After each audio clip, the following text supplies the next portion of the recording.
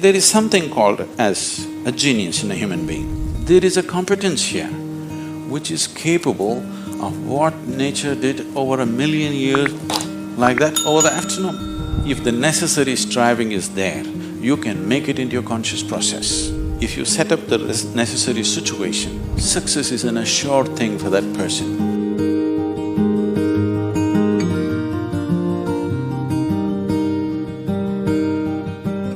Small things or big things, it doesn't matter.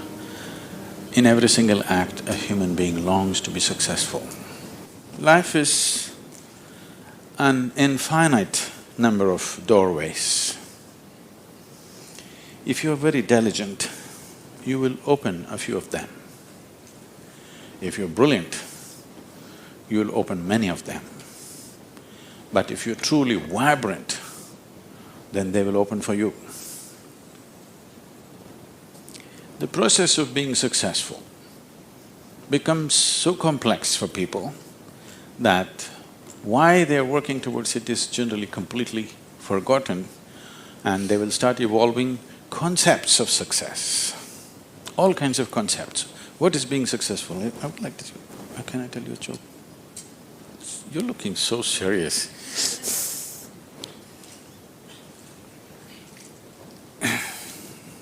There was a man in India whose name is Shankaran Pillai. Okay, it's like John Smith.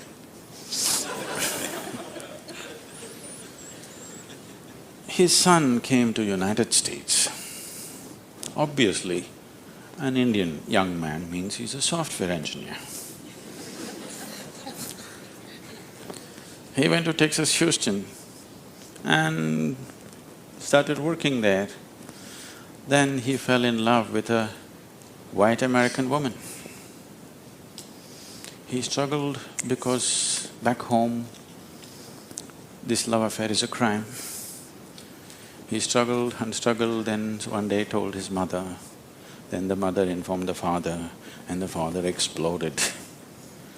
He went back home to convince him, didn't work, because in India, if you have to get married, they're tracing your family tree for 5,000 years.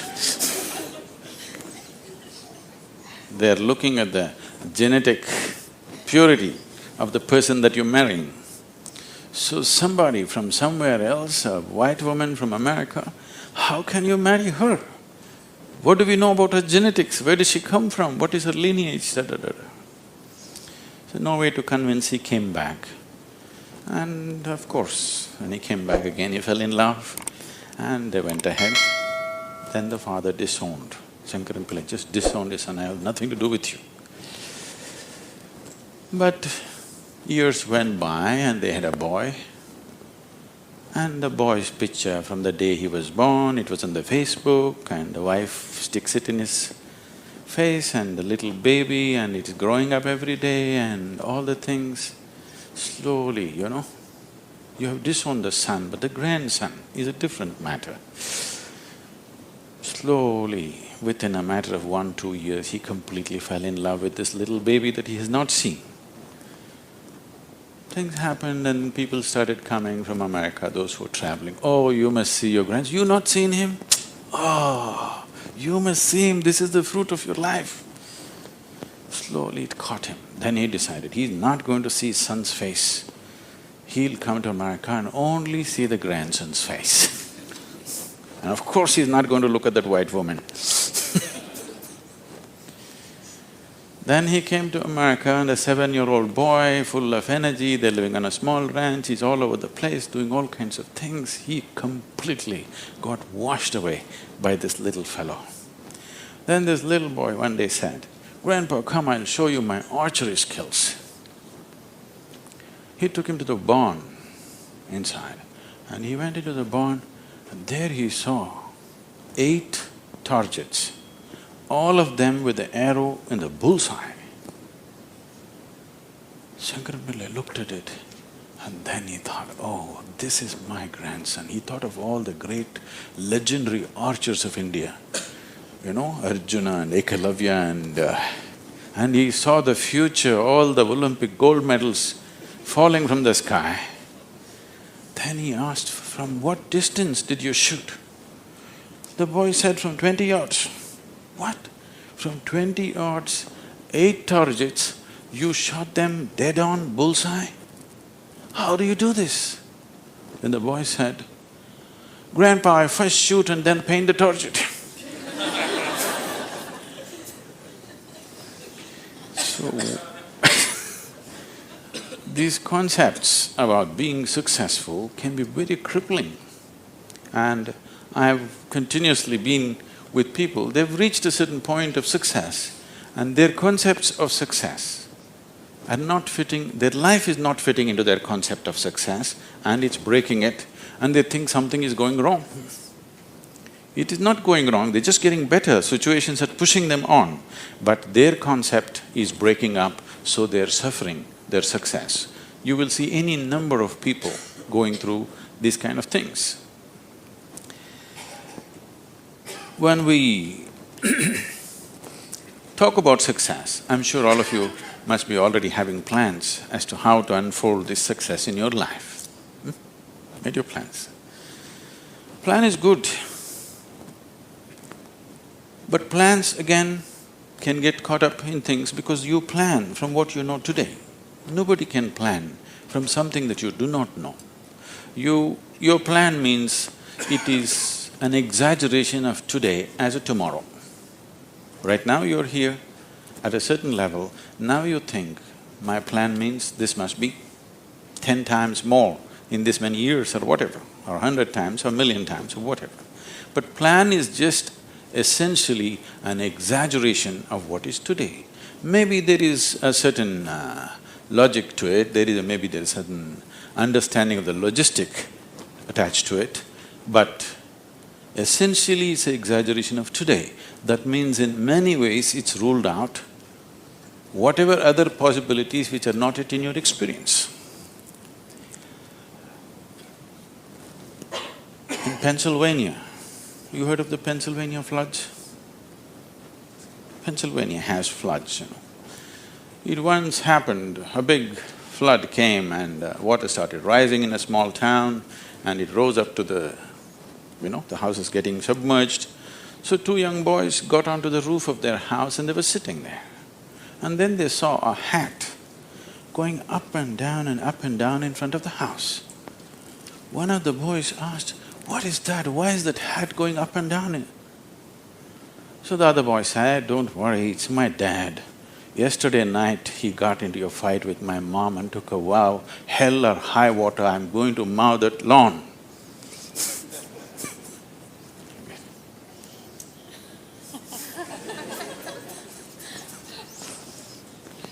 So, plans can be debilitating. It's good to have a plan, but it's more important that you have a purpose. If you have a purpose, plans will evolve, things will happen, plans will fall apart, new things will come up. Whatever has to happen will happen. If you hold on to a certain purpose, other things will just serve that purpose. But if you are very committed to a plan as such, then plan can become a blueprint for restriction. It is also a possibility. It's all right to hold a plan, but you must hold a plan at a certain distance. You shouldn't get identified with the plan. The process of success. See, essentially success is a desire in every human being. You can put some fire into it and make it your passion. But if it becomes a need within you, that you must be successful, otherwise you will suffer, then you are heading for a problem, a serious problem. Our passions can turn into poison if we start becoming resentful for the non-fulfillment of those passions.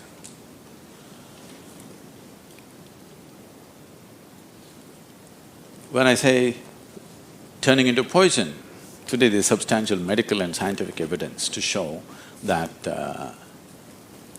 if you become resentful, when you resent something, when you're angry with something, when you're frustrated with something, we can medically today check, we can do a little bit of blood work and show you're actually putting poison into your system. These are poisons that you drink and you hope somebody else will die.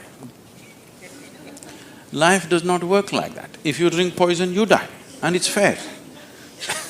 It's very fair, isn't it? If you drink poison, you must die. I drink poison, I want him to die. It doesn't work like that. So these emotions always take away the fundamental ability. See, there is something called as a genius in a human being. Every human being has it, every human being touches it at some moment of life. But the question is, how often do you touch it? That's a question. You sparked once in your lifetime. That's not good enough. You must be sparking all the time, isn't it? What is genius? There are many ways to look at it. One simplest way to look at it is, when we say intelligence, we are always thinking logical thought.